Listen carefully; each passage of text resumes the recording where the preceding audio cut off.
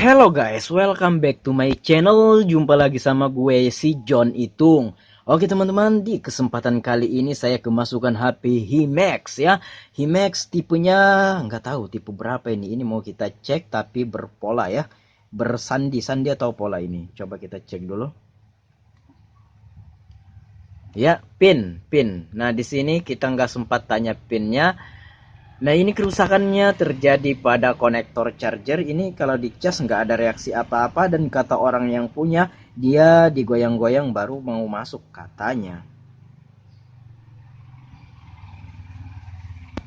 Ya, nah di sini kita lihat tidak ada notifikasi atau tanda logo petir atau listrik tidak jalan di sana, sehingga ini memang nggak mengisi.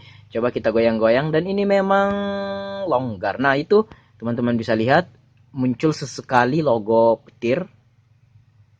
Nah, tuh.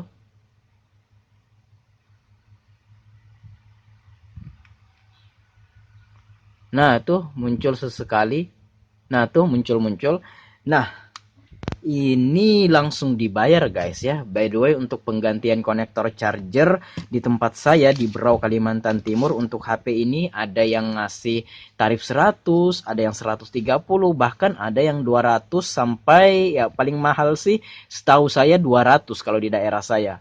Ada yang 150, kalau saya 130, dan langsung dibayar sama orang yang punya HP ini. Nah, ini belum aja kita kerjakan udah dibayar.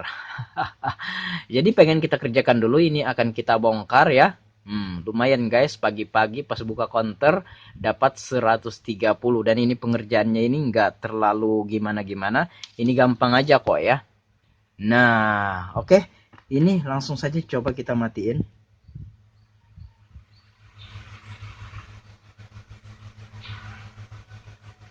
Bisa enggak? Tapi ini sebelum saya kerjakan, saya konfirmasi dulu bahwasanya ketika penggantian konektor charger ini saya meminta resiko mati total. Bayangkan itu. Kenapa saya meminta resiko mati total? Untuk menghindari resiko yang ada ya. Nah, ini kalau orang yang nggak mau, saya juga nggak ngerjain. Padahal hanya mengganti konektor charger. Kok bisa minta resiko mati total bang? Ya kita kan nggak tahu, kita cari aman aja. Kalau orangnya mau ya udah kita kerjain. Tapi selama saya mengerjakan HP udah berjalan 3 tahun, saya di usaha servis HP ini, yang namanya ganti konektor itu nggak ada yang namanya menyebabkan mati total. Nah, di sini kita minta resiko di depan itu untuk jaga-jaga saja, siapa tahu ada hal yang tidak diinginkan yang terjadi. Jadi kita udah siap dan udah membackup semuanya, dan pelanggan nggak kaget lagi sehingga kita nggak mengganti. Itu intinya. Tapi seperti yang saya bilang tadi, saya nggak pernah sih mengganti konektor charger lalu HP-nya mati, itu saya nggak pernah. Tapi ya ini buat jaga-jaga saja, dan kebetulan orangnya juga mau, dan juga di sini kita karena ada brand juga, jadi di sini orang percaya apapun yang kita katakan ya.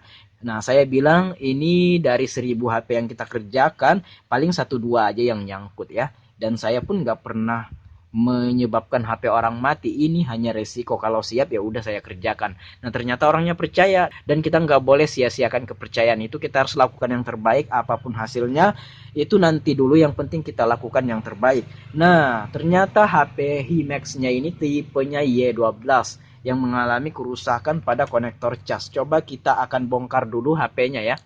Oke, di sini saya bersiap membongkar. Saya akan percepat video ini. Kita buka bautnya satu demi satu, tapi saya langsung skip ke pembongkaran pada mesin ya, karena tidak ada langkah-langkah yang harus dilakukan di sini. Cukup membuka bautnya kayak gitu aja. Nah, oke, kita akan melepas mesinnya. Oh, double speaker ya sekalinya, double buzzer. Kita lepas semua konektor yang menempel di mesin PCB itu guys ya. Itu adalah kabel fleksibel LCD, dan kita itu membuka antenanya, kabel antena ya. Kita buka, ya kita ambil mesinnya, kita buka baut di papan PCB-nya guys ya. Oke. Nah, itu lagi satu fleksibel kecil.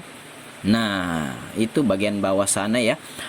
Oke, kita ambil dulu. Ini belum. Nah, itu udah kita lihat udah terlempar atau copot konektor chargernya, dan sekalinya memang konektor casnya ini udah copot kayak gitu ya. Pantas saja nggak bisa. Oke, kita ambil dulu papan PCB-nya guys. Ya, ini belum aja kita kerjakan, udah kita terima bayaran ya. Mungkin rezeki teknisi soleh kali ya. Di sana kita pasang lagi di sana penjepit papan PCB-nya. Kita akan langsung mengenakan konektor casnya karena di sini saya nggak ada yang cocok, tapi ini saya punya. Kita akan cocok-cocokkan aja ya. Cocok aja kok. Nah, ini kita solder dulu kaki-kaki yang menempel di papan PCB itu supaya nantinya kaki konektornya nyaman dalam penempelannya. Nah, di sana hilang satu, ompong satu, itunya jalur USB-nya. Ya, itu hilang satu karena mungkin tercopot itu ya. Cuma nggak masalah, itu jalur USB. Yang kita perbaiki di sini adalah jalur charger. Nah, ini kita lepas dulu, bukan kita lepas sih, kita patahkan dulu bagian sananya karena ini nggak cocok ya konektornya, kegedean. Nah, nggak bisa masuk di lubang sana. Kita akan memotong bagian bawahnya sana ya. Kita akan memotong bagian bawahnya sana. Sorry kameranya blur guys, tidak fokus saya. Ya. Nah, ini udah ya, udah kita potong bagian bawahnya sana, tapi jangan khawatir, ini tetap kuat dan kita akan tambahi lem Altico yang bercampur dengan bedak. Nah, di sini kita blower lagi. Oh my god, sorry guys, kameranya kabur atau blur. Saya nggak sempat lihat kamera, saya terlalu fokus pada HP-nya ini guys. Ya, ini kita blower dari atas, tapi kita harus mainkan supaya tidak meleleh konektor bagian dalamnya sana. Nah, kalau sudah, kita kasih timah di kaki-kaki konektor yang menempel pada papan PCB itu guys. Ya, kita kasih timah supaya lebih merekatkan lagi konektornya. By the way, tadi yang ompong satu, yang hilang satu jalur USB-nya, ya mungkin kita agak kesusahan ya dalam melakukan flashing. Cuman mau gimana lagi, udah terlanjur hilang dan nantinya kita akan cari solusinya. Yang penting ini dulu masalah ini terselesaikan, dia bisa ngecas atau enggak. Nah, biasanya yang copot itu adalah jalur USB yang memang nggak dipakai. Biasanya sih, ya mudah-mudahan. Baiklah, di sini saya udah menyoldernya dan kemudian kita akan solder kaki-kakinya guys. Di sini saya pertegas lagi untuk penyolderan atau penguapan panas menggunakan blower supaya ini lebih mantap, lebih presisi lagi dalam menempelnya guys. Oke, by the way, di luar gerimis guys, ada suara-suara noise itu, suara gerimis ya. Di sini kita akan solder kaki-kakinya. Nah, kaki-kaki itu kaki positif dan negatif, konektor chargernya serta konektor USB-nya kita solderin kayak gitu ya. Dan ini hampir selesai. Oke, selesai. Kita bersihkan pakai thinner. Kita bersihkan semua bekas flux yang ada guys ya. Oke, udah. Nah, kalau sudah selesai kayak gini, ya udah, kita akan mengelem lagi menggunakan lem Altico bercampur dengan bedak guys ya. Oh, kita tes dulu. Kita tes cas ya, kita tes ngecas. Iya. Kita tes ngecas. Oke. Ada tegangan di sana, berarti ini berhasil guys. Kita akan mengelem supaya lebih kuat lagi pakai lem Altico. Lem Altico-nya kering. Terpaksa kita buka tutupnya sana. Oke.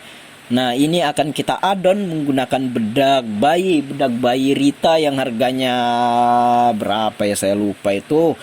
Di bawah 10 ribuan lah. Pokoknya gitu-gitulah. Nah, di sini saya itu olesi lem yang bercampur dengan bedaknya guys ya. Nah, kita aduk dan kita tempelin ke sana ke semua bagian ini, bahkan sangat kuat banget dan susah banget untuk lepas, kecuali kelemahannya adalah blower. Ketika dipanasi pakai blower ya itu bisa. Nah, udah selesai, tinggal kita pasang. Baiklah, saya akan skip langsung ke penyelesaian karena ini nggak ada langkah-langkah yang harus dilakukan, tinggal kita pasang. Kan tadi sudah ada video pembongkaran, otomatis ya jelas aja dalam proses pemasangan, dan saya langsung skip ke sini. Dan ini tinggal kita pasang semua perlengkapan peralatannya dan kita akan tes ngecas dan kita lihat, dan ini berhasil guys. Oke, kita lanjut ke penutupan video ini guys. Ya guys, di sini udah kita pasang konektor chargernya dan seperti teman-teman lihat di sini udah bisa ngecas ya, dan pengerjaannya pun nggak terlalu lama Dan kita udah terima duit 130.000 guys ya. Ini tombolnya nggak ada ya. Iya. Nah, oke guys. Di sini selesai sudah penggantian konektor chargernya dan ya kita udah nerima 130 guys. Cukup gampang, simple dan sederhana. Oke, buat kamu yang ingin buka usaha servis HP ya udah buka aja. Toh gampang juga kan, nggak perlu skill-skill gimana di saat pertama kali kita membukanya. Yang penting kita ada kemauan, nanti ilmunya kita bisa cari sambil belajar ya, sambil jalan sambil kita belajar.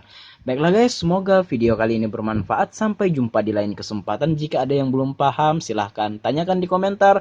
Jika ada pendapat lain, nyatakan di komentar. Saya John Itung, see you the next video my brother. Tururu.